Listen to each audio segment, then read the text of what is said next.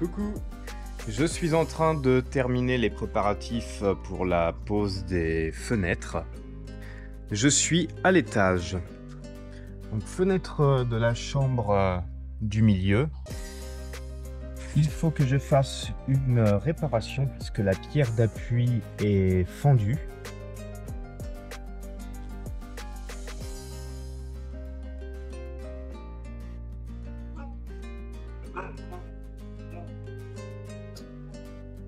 Donc je vais faire des agrafes.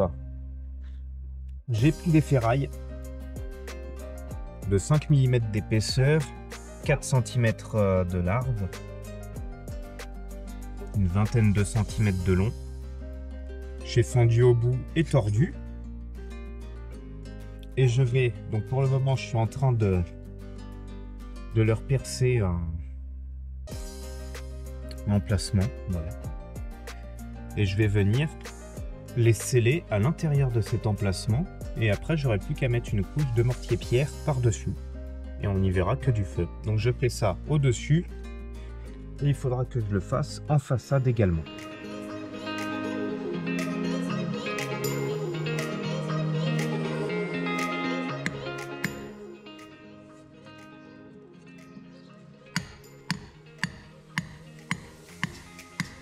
Ah.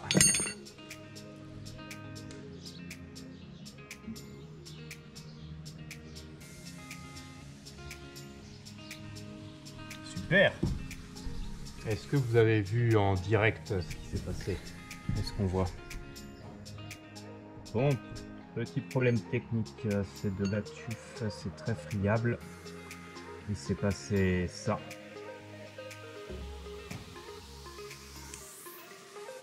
Super. Bon, et ben voilà, la pierre est morte. Bonjour à tous, nous sommes le 17 mai 2023 et nous sommes à l'aube d'un week-end de 4 jours. Week-end de 4 jours, voilà, c'est super. Malheureusement, pas de grasse mat prévu au programme. C'est triste, j'ai versé une petite larme en y pensant tout à l'heure. Je me suis également rendu compte que les pentes des deux autres pierres n'étaient pas terribles. Du coup, je vais également les déposer. Et puis, comme vous pouvez le voir,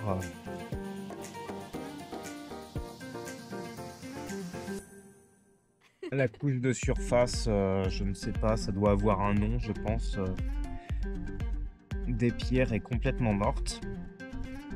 Avec l'humidité, les intempéries. Et puis, voilà, c'est des pierres qui doivent avoir quelques dizaines d'années.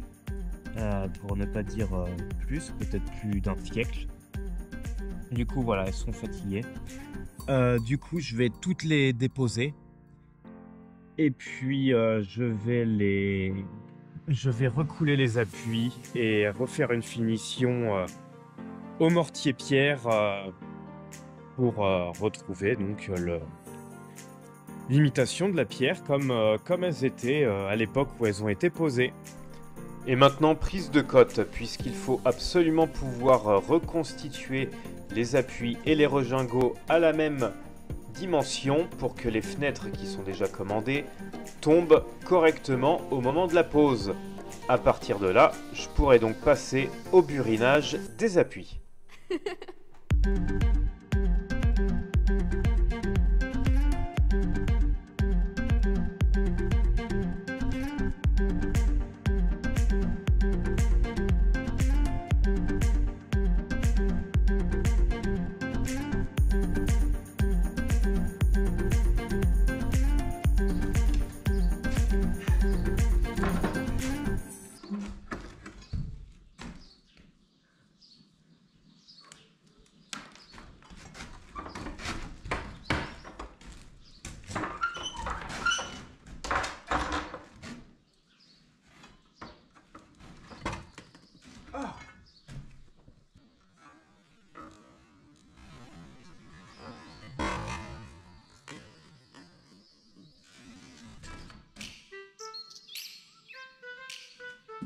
Oh, sa grand-mère.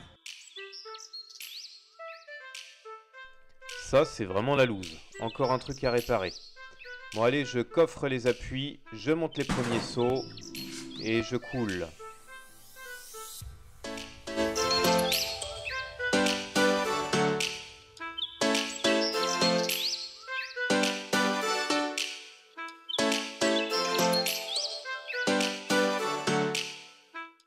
Sur cette planche, il y a une pointe qui donne la pente adéquate pour que l'eau puisse s'évacuer.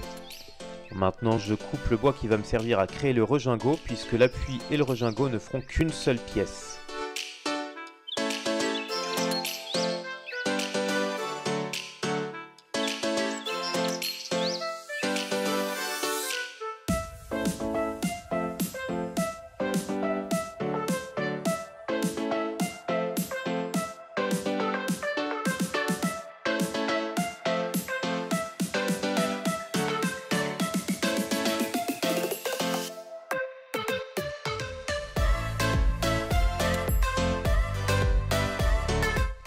J'ai plus qu'à réparer les bêtises.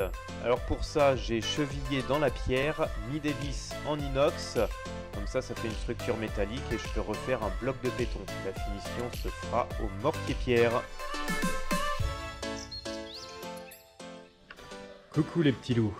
Bon alors aujourd'hui, avec la pente et avec le coffrage, le béton avait légèrement coulé sur le coffrage. Ça avait fait une petite surépaisseur sur cette partie-là. Du coup, j'ai passé un petit coup de disque pour rattraper ça et j'ai à nouveau une pente parfaite pour que l'eau puisse s'évacuer et reste pas sur l'appui de la fenêtre. Donc là maintenant, je gratte je déjointe avec le burineur tous les joints. Je vais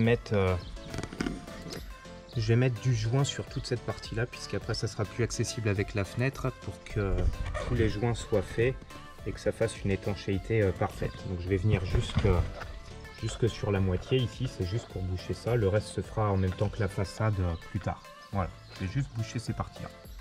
Donc je vais brasser un petit peu de joint avec mon dosage entre les deux sables, le sable amaçonné, le sable jaune et puis la chaux blanche. Ensuite, on décoffrera la petite fenêtre là-bas.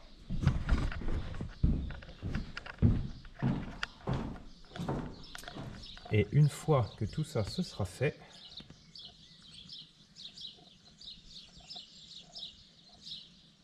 j'attaque le mortier-pierre sur les appuis à l'extérieur de chaque fenêtre.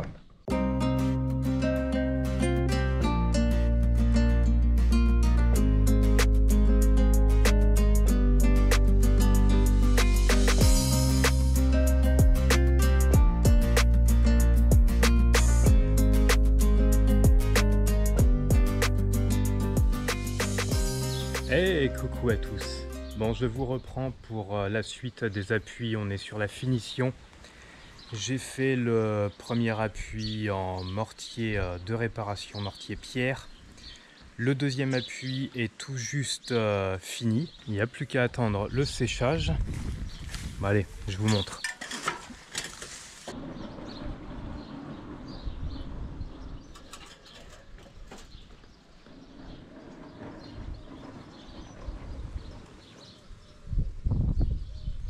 J'attends un peu que ça tire pour faire 2-3 petites retouches. On voit plus les traces de truelle, mais je garde toutes les imperfections du lissage à la langue de chat, justement pour faire l'effet d'une vieille pierre. Pareil pour les angles, c'est pas des arêtes droites, elles sont cassées, elles sont irrégulières, c'est le but. Je les façonne et à la langue de chat et après je finis avec le doigt, avec le gant, une fois que c'est assez tiré. Et donc là je viens de poser l'échafaudage, ce qui sera beaucoup plus pratique. Allez, je me mets en place et je vous reprends. Cette fois il y aura la GoPro pour celui-là. Vous serez en immersion. Allez, à tout de suite.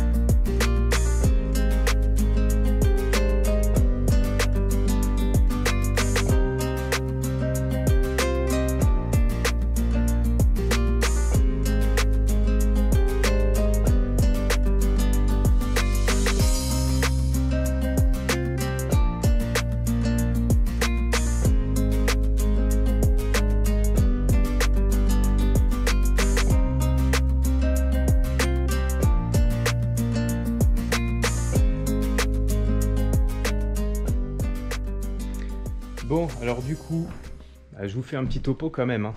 Donc, j'ai terminé les appuis, donc de les maçonner avec le Litomex, le mortier-pierre. Ça, c'est prêt. Maintenant, je viens de terminer. Oui, maintenant, pas il y a 10 ans, hein, forcément. Donc, maintenant, je viens de terminer de faire les joints entre les pierres, de rejointer entre les pierres, puisque j'aurai plus accès à la feuillure après. Il y aura le joint de silicone autour, à l'extérieur, quand la fenêtre sera posée. Demain matin, nouvelle grosse étape du chantier. Le menuisier.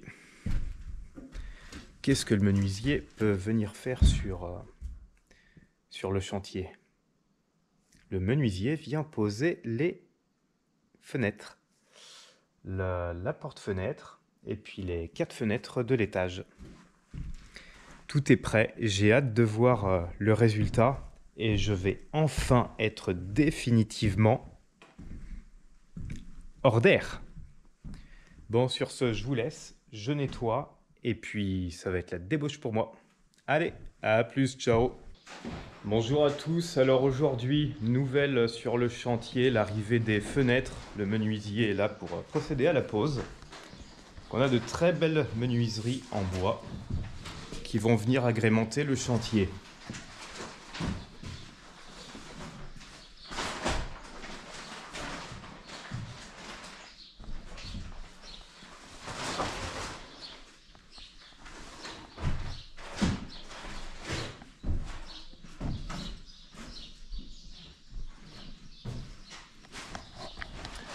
Donc là, c'est la porte vitrée. Le déballage est en cours, donc ça va être une grosse étape. La maison va enfin être hors d'air totalement, ce qui permettra d'avancer tranquillement pour la suite.